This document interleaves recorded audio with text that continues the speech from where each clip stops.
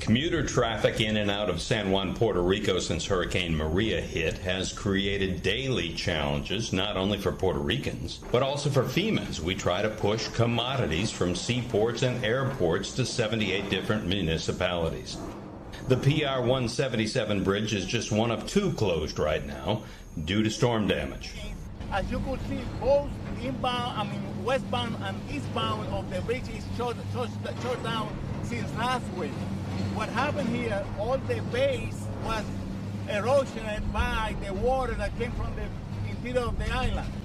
This road is being used by Puerto Rico population and people to get into San Juan on a single day. More than 400,000 people use this avenue to get into San Juan and going out of San Juan.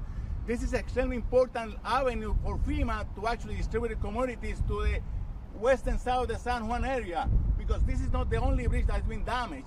Rainfall amount is measured by a combination of radar and rain gauges. Hurricane Maria knocked out both for a while. Gordon Strasberg with the National Weather Service says that we have accurately measured 30 inches of rain over the last 60 days, but there have been several days where we can only estimate. Last year, Puerto Rico had a little more than 11 inches of rain in the same 60-day period. Logically, rain hits the mountains and then rolls down into the rivers and creeks that empty into the Caribbean. The excessive rain from Maria and ever-intense conditions that keep storms hanging around the island are causing mudslides, road collapses, and massive damage to commuter bridges. It's a bridge built with the best technology from the Franklin D. Roosevelt era, 74 years ago. 1943. 1943 was built.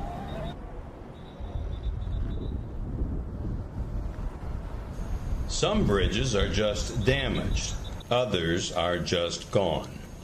Bridges out below translate into washed out roads the higher up you go. Bridges and roads have an enormous impact on commuters as well as those, like FEMA, who work daily to push commodities to the survivors still in need.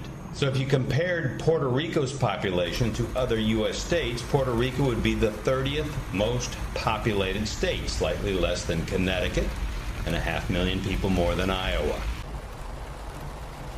As we were driving up toward Jayuya, the mountain gave away in the rain and truck-sized boulders came crashing down into the road and flipped this car upside down. Fortunately, the driver was able to get out and appeared to be okay, though obviously shook up.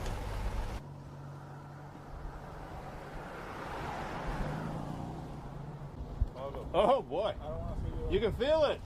I don't want to see you there. Soft? Yeah.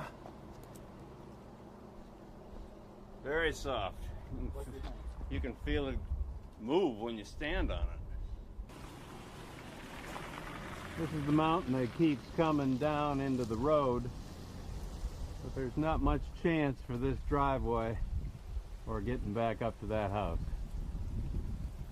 The blessing of the rain is abundant water in the mountains.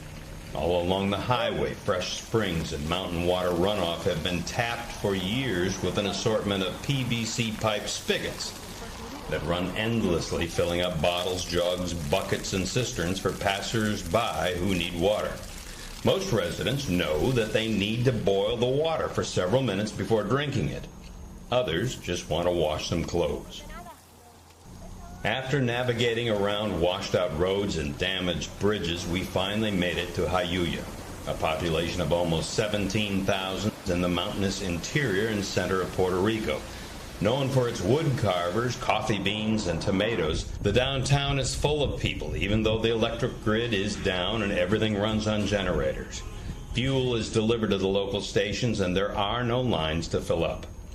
The University Metropolitano resumed classes this week, and factory parking lots are full of employee cars as industry resumes operations. More than 16% of Puerto Rico's population is 65 years or older. That's more than 582,000 survivors who are praying for the rains to stop so help can move more easily. For FEMA Public Affairs in Jayuya, Puerto Rico, I'm Paul McKellips.